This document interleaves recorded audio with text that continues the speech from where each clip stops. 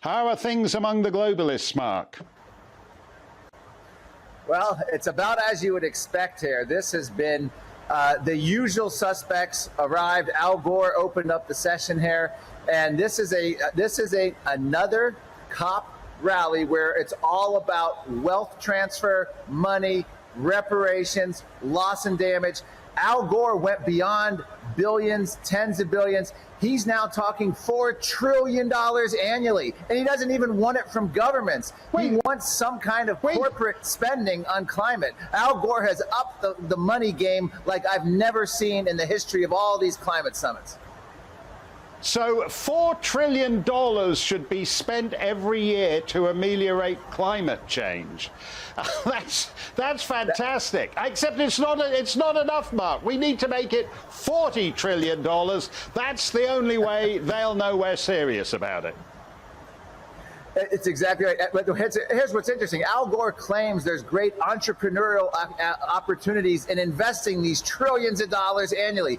If that's the case, what's stopping the private sector from doing this on their own? Why does Al Gore need to come here and urge governments and have some kind of government corporate collusion, mandates, subsidies, and all of this to make that happen? It's proof in the pudding, Mark, that there is no way that this is a good investment. They have to be coerced into making it. They have to be scared into making it. That's why Greta has rightfully boycotted this conference. She won't be here for the first time since she rose to climate stardom fame, and it's because she rightly called this conference a bunch of greenwashing, scam, and lying, and all sorts of things. She knows what's going on. Of course, she's now condemning capitalism, free markets. She doesn't think the UN's radical enough, but at least she recognizes what's happening here. Yeah, she's got the right idea, because I saw my old friend Dominic Lawson, I think it was in the Times this morning, who dismissed it as a kind of great gathering of losers. There's a lot of people who've decided to stay away, not just Greta Thunberg, but also Justin Trudeau. It's almost as if there is something, the whiff of staleness. Despite the $4 trillion annual expenditure we're promised, there is the whiff of the loser summit about this, isn't there? There is, but no matter how much of a loser summit this is, they just announced that in 2026, COP31, Australia is already making the bid to host it. They're already 4 years ahead planning COPs of these conference of parties. So they're already on +4. That's how successful. And that tells you, Mark, there's no criteria, no definition by which the climate could ever be solved. We are on a highway to hell unless we go along with this agenda. So we're told by the powers that be here. Well, the UN Secretary General said, I think his exact phrase was, the world has got to come together, or if not, we're all committing collective suicide.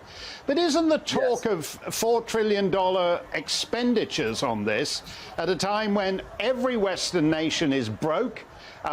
Some of them are facing a catastrophic winter. They don't have any reliable source of heat to get them through the winter. Germany certainly doesn't. Isn't the UN Secretary General got it completely backwards? And in fact, what we're doing right now is collective suicide. He absolutely does. I've talked to many of the delegates here. I'm conducting interviews, and here's what they're telling me, that Russia fears doubling down on green energy more than anything, as if Putin's going to quake in his boots when all of Europe continues to shut down their domestic fossil fuels. They actually believe this is the way to handle it. Al Gore has actually said we cannot, the EU president actually said that the way to handle the energy shortages is a massive increase in investment in green energy. How is that going to help people who can't afford to pay their bills this winter? They're talking about some fantasy years, decades beyond any foreseeable future where it might maybe be some technological breakthrough.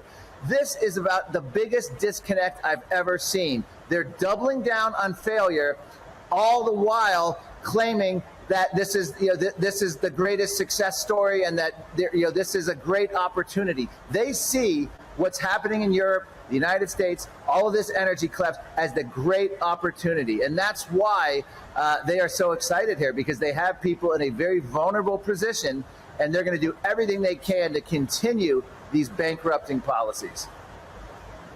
Well, it's funny that you mention Al Gore, because I don't think many people have actually given Al Gore a thought in the last 20 years or so. I should explain for non-Americans, he used to be vice president under Calvin Coolidge or somebody. It was all a long time ago. But Al Gore understands how this green scam thing works, because he's basically become a multi-billionaire or whatever it is by now. Maybe he's a multi-trillionaire by buying carbon credits from himself to offset his private jet. He'll buy some carbon credits and from Al Gore Carbon Credits Inc. And that way it all. And so obviously these guys think there's no reason not to apply that model to the economy at large. But there's no evidence any of this sort of investing in green energy. The minute you take away the investment, these companies collapse. There's nothing holding them up.